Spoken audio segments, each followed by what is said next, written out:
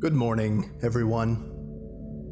My name is Researcher Miller, and the SCP we're going to be studying today is SCP-426. Object Class: Euclid.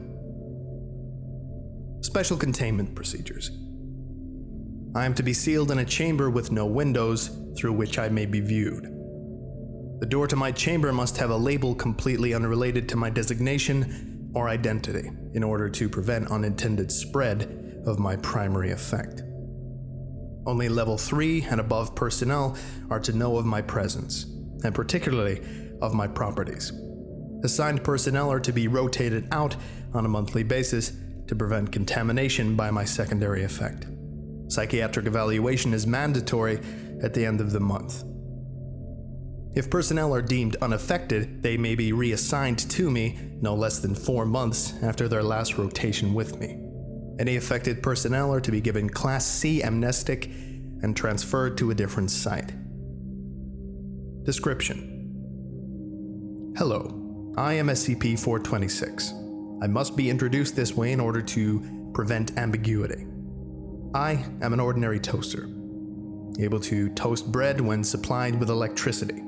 However, when any human being mentions me, they inadvertently refer to me in the first person. Despite all attempts, there is yet to be a way to speak or write about me in the third person. When in my continuous presence for over 2 months, individuals begin to identify themselves as a toaster. Unless forcibly restrained, these people will ultimately harm themselves in their attempts to emulate my standard functions. I was discovered in the home of the family after the gruesome deaths of 3 of its members. I had been given to the younger Mr. and Mrs. as a wedding gift. No card or any other identifying marks had been found on my box. Approximately 2 months after the family received me, fire crews were dispatched to the home due to an electrical fire.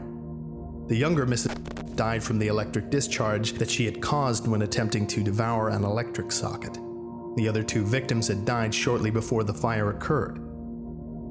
The elder Mrs. had gorged herself with nearly 10 kilograms of bread before her stomach burst, and she died of internal bleeding. The younger Mr. died of severe blood loss after attempting with me. The sole survivor was the elder Mr. who was suffering from severe malnutrition. He stated that he had inserted some bread a week prior and was still waiting for the toast to pop out. I was confiscated by the Foundation after police noted my unusual properties.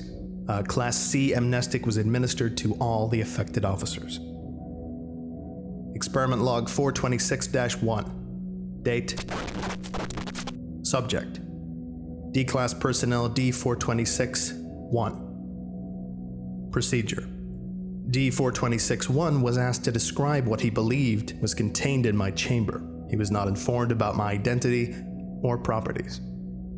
Details: D-426-1 stated, "I'm probably some huge monster holed up in there. That's what you guys have all over the place, right?"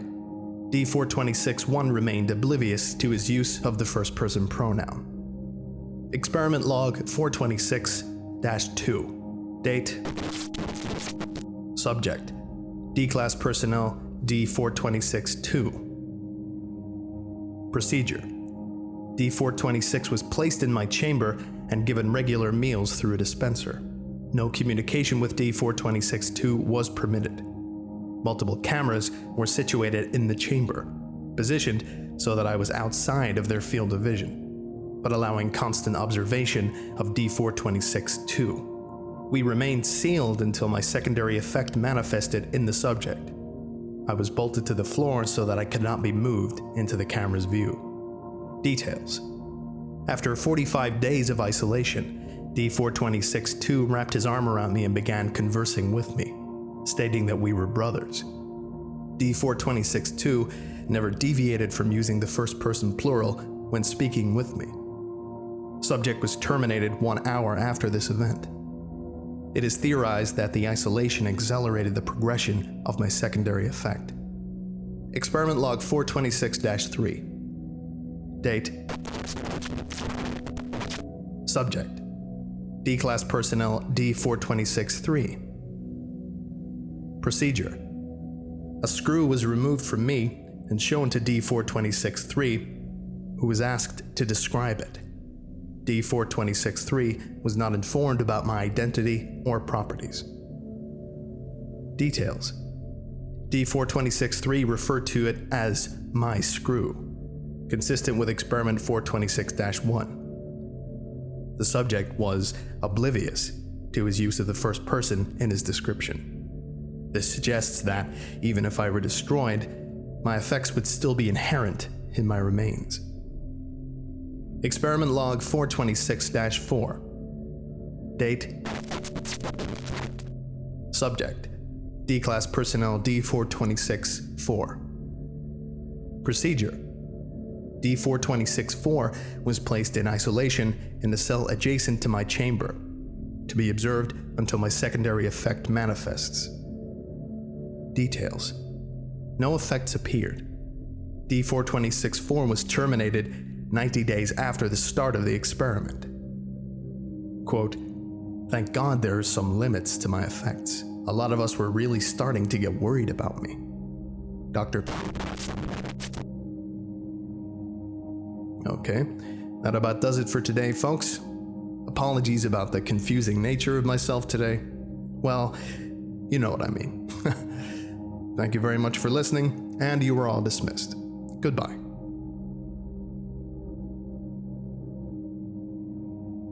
I would like to give a special thank you to André Bechert. Thank you very much, Andre.